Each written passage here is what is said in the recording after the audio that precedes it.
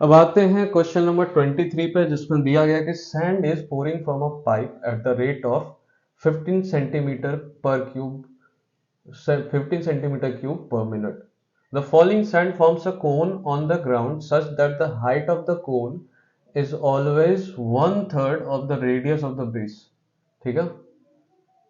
How fast is the height of the sand cone increasing at the instant when height is 4 centimeter? ठीक है?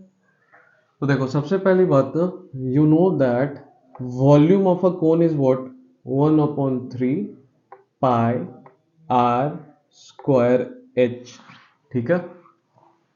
Obviously सवाल में दिया गया है कि height of the cone is always one third of the radius. तो according to question, height of cone is always one third of the radius. तो यहां से आपके पास क्या आता है? Radius is equal to what? 3h. तो देयर फॉर वॉल्यूम के फॉर्मूला में यही वैल्यू डालोगे, तो therefore now volume becomes, now ये सब लिख देना इंग्लिश में. नाउ वॉल्यूम बिकम्स 1/3 पाई, आर की जगह पे आपने क्या सब्स्टिट्यूट किया? 3h का होल स्क्वायर इंटू h.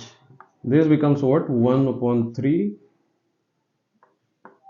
पाई 9 h square into h cube.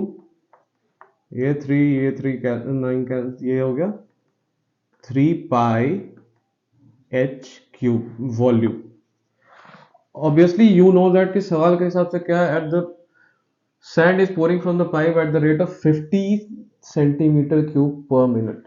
मतलब dv upon dt, the rate at which the volume is changing is dv upon dt, that is equal to 15 centimeter per cube, sorry 15 centimetre cube पर minute. ठीक है, ये सवाल में आपका दिया गया है. तो और v आपका यहाँ पे ये है 3 पाई h क्यूब. तो आप क्या लिख सकते हो?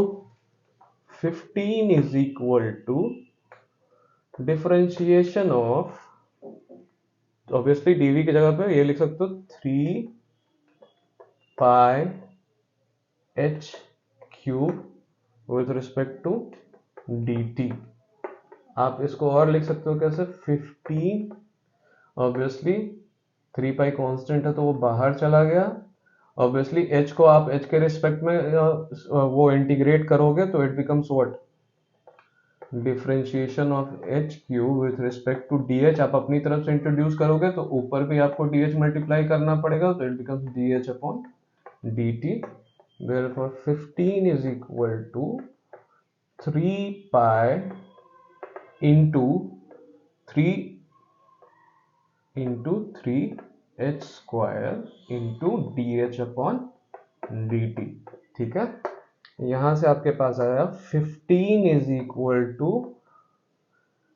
9 pi H square into D H upon D T. सवाल में ही फाइंड आउट करना है ना, D H upon D T. क्या पूछ रहा है? How fast is the height of the sand cone increasing. ये D H upon D T when the height is 4 centimetre. तो आप D H upon D T यहां से फाइंड आउट कर सकते हो. dh upon dt that is equal to 15 upon 9 pi h square. ठीक है, ये आ गया आपका dh upon dt. अगर आपको पूछ रहा है कहाँ? when height is 4 सेंटीमीटर, तो h is equal to 4 के लिए आपको इसकी वैल्यू फाइंड आउट करनी. तो h की जगह 4 पुट कर दो. Let's do it. ये मेरे ख्याल से समझ में आ गया होगा, तो therefore I will erase it and move ahead. So dh upon dt is equal to what? The rate at which the height is changing is equal to at when h is equal to 4. तो ये 15 upon 9 pi h की जगह पे आपका 4 का whole square. Obviously ये 3 5 जा 15, ये 3 3 जा 9. तो ये हो गया 3 upon 3 pi इंटू 16. ठीक है, 3 कैसे हुआ यार? 3 5 था ना. मैं एक स्टेप आगे का सोच लेता हूँ, एक स्टेप मन में ही हो जाता है, इसकी वजह से ये मिस्टेक्स होता है. तो ये हो गया आपका dH upon dt when h is equal to 4 centimetre. This is equal to 16 into 3 कर दो, 5 अपॉन